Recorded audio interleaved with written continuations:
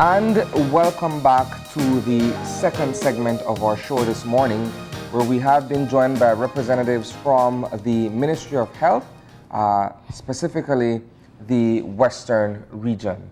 And they're going to be providing us with an update on things that have been happening within that particular area. We have since been joined by Dr. Fediel Cuellar. Good morning. Good morning. We're also joined by Shiela Bohn, a registered nurse at the Mopan Clinic, and Bernadette Seaver, the hospital administrator at the Western Regional Hospital. Good morning. Yes, good morning. All right. And thank you all for being here. Now, of course, you're representing different institutions this time. Bernadette, you're here for the Western Region Hospital. We have the San Ignacio Community Hospital and the Mopan Clinic, right? Now, I want to start off just to talk about your own individual institutions and the different services that you offer. So let's start here. First of all, I'd like to wish all nurses a Happy Nurses Week, especially the nurses at Western Regional Hospital and the San Ignacio Hospital in the region. So Happy Nurses Week to all nurses. Thank you for your hard work, for supporting or patients or doctors, management. You're there when everybody else is asleep. And so we want to say we appreciate you. We appreciate the work that you do. So with that, I guess we can begin. Yes. Okay. At Western Regional Hospital, we have been rearranging our services. And oftentimes people would come and want to go directly to the emergency department. And we are trying to guide people that our outpatient department is our gatekeeper. It's our gatekeeper where we have our nurses and we have, I think, 4 doctors in the outpatient department. And the services are set up in such a way that if we need, people come through that area, that's a gatekeep, that's a gate to the institution. And if you need emergency services, that's when they will refer you to the emergency department. Now, real emergencies like road traffic accidents, people with, obviously with heart attacks and things, and being rushed, can be rushed directly to the emergency department. I want to make that absolutely clear. However, if you have some people walk in and say they have an emergency, they have a pain here, and that's possibly not necessarily an emergency. And so we set up the outpatient department in such a way that our nurses are geared to pick up these things. And if you really do need the services of the emergency department, they will quickly send you down to the emergency department. However, the outpatient department is the gatekeeper, and we have set in systems so that you can be seen very quickly. We have improved tremendously on the services that we offer, so that now we have 4 doctors in the department, and we hope that our patients are going to be happy with the services that we are providing now. Now, that's an interesting point, because while we've had many different medical institutions come on here to explain to the public what triage is and what's seen as an emergency case versus something that could go to a primary care clinic, it still is a challenge because people still go for a cold and get upset that they've been waiting too long. Is it a situation where you simply prioritize your patients, or you will refer them to go to another clinic? In the institution itself, if the patient warrants an emergency care, that patient will be referred immediately to the emergency department. Okay. If not, then the patient is triaged, and if they need to be seen earlier, then they are seen earlier. But our nurses are trained in triaging to be able to pick these things up. Okay. So let's talk to you, Dr. Cuellar, about the San Ignacio Community Hospital. Good morning. Good morning. The San Ignacio Community Hospital is a community hospital. We do not have surgical services. We do not have any operating theaters. Okay, we have a total of 19 beds. So the workload comes in from the outpatient department. We usually have 2 doctors during the morning and 1 in the evening. Our services are from 8 in the morning to 8 in the evening. Our maternity ward has 9 beds. That's open all the time. And our emergency room is always staffed by 1 physician and 2 nurses 24/7. We have systems in place for backup staff should it be needed. Our primary responsibility is to triage, to stabilize, and to decide or to determine level of care that the patient needs. Most of the time we are able to deal with it. In these instances that we cannot, then we depend on the regional hospital for their surgical internal medicine services. All right, and let's move on to Mopan Clinic. Good morning. We are a polyclinic, Mopan Clinic. We come under the support of San Ignacio, so it's like a 3-layer system. We provide basic primary health care. However, we have a mixed variety of services within the clinic. We provide outpatient service every day. We provide limited emergency care where we stabilize the patient and then we send them on to the next level, which is San Ignacio Community Hospital. We also provide family and community health care services, mental health care services, social work and HIV counseling. We are open between 8. We provide a 12-hour service which came into fruition in last year. From 8 until 8 in the evening. We have a 2-system shift where we have continuous consultation from 8 in the morning right through till 7:30 to, we close at 8, so we have a cutoff time at 7:30. So we provide all the services in a limited capacity that our community are needing. Any emergency that comes in, we stabilize as best as we can. We initiate the emergency care along with our 2 doctors and then we send them on to the next level. We're a small staff, we're quite an intimate service. We know our community because it's a small community. Where is it based? It's based in town in Benke on George Street, so it's right in town. And we really try and focus on providing the best customer care as we can. So we kind of pride ourselves that we have a good relationship with our patients. A lot of our patients are chronic, they know us well, they return regularly, and we really focus on, we push with the rest of the staff to try and give the best service and give the best customer public relations that we can possibly provide. And I think, we do get a positive feedback on that. We have now 2 doctors assigned, which came on board at the beginning of the year, thanks to the assistance of Dr. Cuellar. So we have 1 for the morning shift, and then we have 1 leading up until 8 o'clock. So we have a lap over. Okay. Now let's talk about some of the conditions and diseases that you have been seeing within the Cayo region, or the Western region, I should say. One of the things that we do know is that Cayo tends to be a hotspot when it comes to vector-borne illnesses, similar to more populated places like Belize City. Is that still something that you are seeing, the dengues, possible chikungunyas or Zikas? Okay, presently countrywide, there's an arbovirus initiative whereby in conjunction with CARPA, Trinidad and Tobago, and the government of Mexico, Chetumal, any case that has fever and rash, we take the sample and we send it to them. So we're screening countrywide, and we screen for chikungunya, dengue, Zika. All right.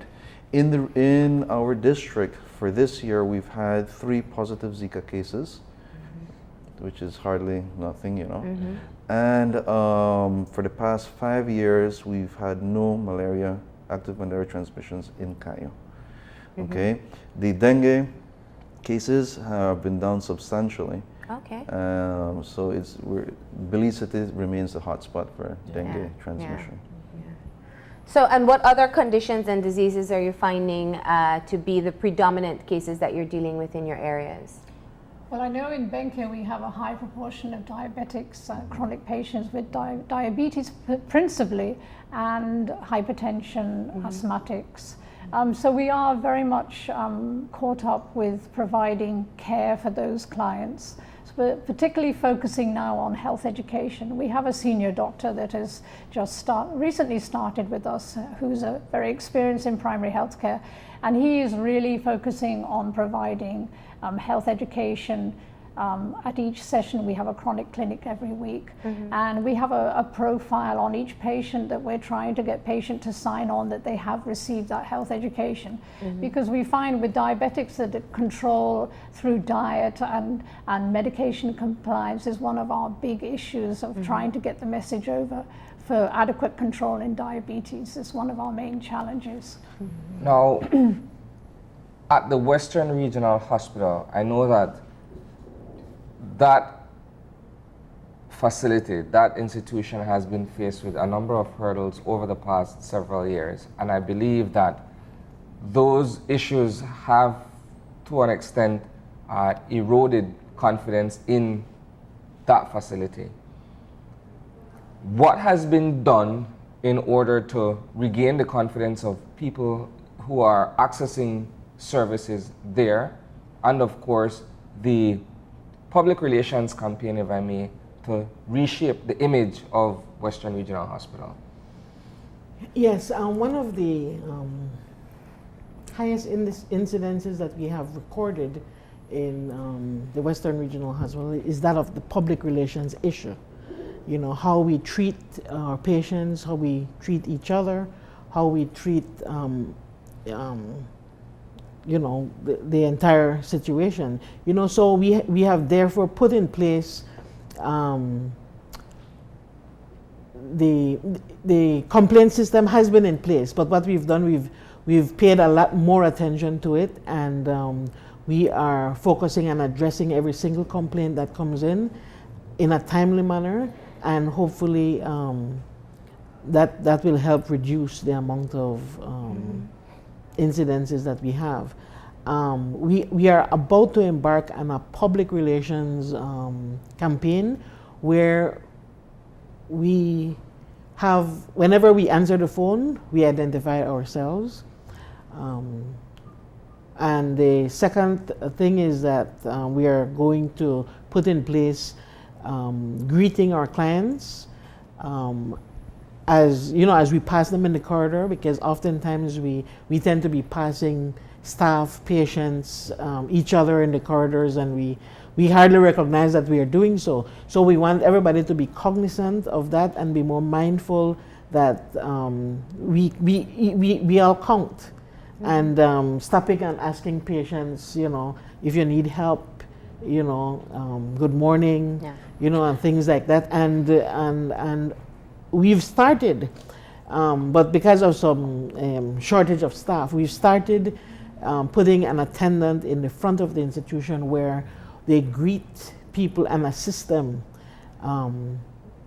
wherever they want to go, because sometimes we have some new clients that come to the institution and don't know where to go. We are still working on enough signage, more signage in the institution to lead people in the right direction. But the important thing is to have that person meeting and greeting at the entrance of the institution, even with a wheelchair. When it's raining, because we don't have a pavilion over, we are there with an umbrella to protect them from that. And I believe, I mean, people are left speechless when they see that kind of service given to them. And I think that our community just needs that added effort on behalf, you know, from our staff toward our clients to regain that confidence that. Have there been any infrastructural upgrades to the hospital? We are presently expanding our emergency department. Hopefully we will get a chance to talk about that later on. We have done small improvements throughout the institution, and you know, we'll be completed with the new renovations, along with the U.S. military, to complete our expansion to emergency department, which will be able to serve more people. Because presently we only have 2 trauma areas in the emergency department, and 3 observation bed along with a gynecological room. With the new expansion, it will give us 4 additional beds and an isolation unit, and that will increase significantly our capacity to serve our people. Presently, we are seeing over 5,000 people coming through our emergency department, and with this per year, and with this, no, that's per month, and that's per month, sorry. And with the new expansion, we will be seeing a lot more. Absolutely. You know, and therefore, you know, we are asking our community, our clients, to be a little patient with us as we work through these changes that we are going through. Yeah.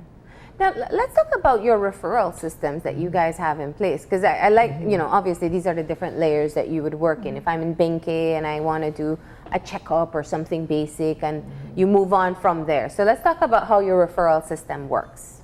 Who wants to take it? Well, in Benke, the doctors, if we're doing a cold referral, which if, being that it's not an emergency, then we have a protocol where the doctor would write up a referral, and then we would, if it's for a surgery, for the internist, then we would make the appointment for that patient via phone to the Mopan hospital, which would be, or either Carl Huchner, depending on the speciality. Obviously, for an emergency referral, is that we have a protocol where there's an immediate transfer. Then we have our protocol in place where the relevant form filling is signed and filled up by the doctor, the nurses, and then the patient is moved by ambulance. That would be from our level. So our institution then receives patients from them as it pertains to an emergency. They are reassessed. If any more management needs to be done, it is done. Critically ill patients that are intubated, will go with a nurse and will go with a physician at all times. Patients that are not so critical will go with a nurse and sometimes an attendant. These cases go to Mopan. All cases are consulted with the emergency room and the relevant specialist. There are instances where we do need to send a critically ill patient to Carl Huchner, but these patients still stop in Mopan to be reassessed and to be restabilized. When you're transferring a patient, you have to ensure that the patient reaches in the best condition possible, and these things are in place to ensure that. I never knew that. So, and it makes sense. Instead of bringing them directly for what would be 2 hours with limited care available in the bus, you can stop in at the hospital and check in. And then they arrive at Western Regional Hospital, and they're seen by our specialists at the secondary level. And if we can take care of them, we do so. If we can't, and if they need a higher level care, we send them on to the tertiary level institution where we get the tertiary level care. What has that relationship been like, primarily between Western Region and the Carl Huchner Memorial Hospital? Well, let me talk about the entire relationship, because it's a process. Yeah. You know, we work as a region. We work beautifully together, where we send at different levels, and we depend on each other. If, for example, we don't have an ambulance, we would borrow ambulance from San Ignacio, and then we work. We have, you know, it's a beautiful network of cooperation, collaboration for the patient's sake. And we send them up to Carl Huchner. We have to ensure that we call and inform. We, you know, and the particular specialist would be informed of the patient coming. And as long as that is done, we have, you know, everything is synchronized and it works beautifully in the interest of the patient. I appreciate that you brought up one point I wanted to touch on, and that's on ambulance services. And it's something I know that many regions have struggled with. How are you guys doing in terms of access to ambulances? Well, access Maybe it may start at your Well, level. starting from the bottom level, Yeah. from Mopan, we obviously rely on San Ignacio. We don't normally have any problem. We don't have an ambulance assigned to Benque at the moment. It's in San Ignacio. In my experience, that all our patients, all our emergency patients, have been transferred in a timely manner. We haven't had any complications or problems arising from delay in ambulance service. If we have an ambulatory patient and the ambulance is not available, then we will find a safe way to transport that patient. But otherwise, for all our critical patients, You get your ambulance we from have San our Ignacio. ambulance in a timely fashion, Okay. and no problem. Yeah. We have our ambulances, and in the event that they're on the road and we need ambulance services, then we call in Mopan. Okay. Should that ambulance not be available, and this is a critically ill patient, then we are authorized to use private services, for example, Bert Spanish Lookout. So we can call them in to help us, and that happens on occasion. Okay. So there's no real lack of ambulance service in the Okay. region. Okay. Yes. So in total, there are how many for the Ministry of Health? We have one. And then you guys We have have two. Two. Okay. Yes. All right. So there are three in the region. we also have access to BERT, and Yeah. and that's in Spanish Lookout, and we also have access to the private ambulance BS, which is located in Mopan. And if for any reason that the region does not have an ambulance, we make sure that we are covered. Yeah. Yeah. Yeah. We make sure that we are covered. Yeah. Now let's. You mentioned something I think is very interesting, and that's your opening hours. You're going from 8 to 8. Is this a recent expansion of time? This or? is from Mopan, yes. Yeah. We started that from last year. That's We were- fantastic, though. Yeah. We were only open from 8, excuse me, until 4 in the evening, but we extended our hours from 8 until 8. Obviously, there was a need, there was a request from the public to extend our services. Yeah. I mean, obviously, our community would prefer a 24/7, but you know, we are faced with technical staff challenge, limited resources. So we've extended it from 8 until 8, including public holidays.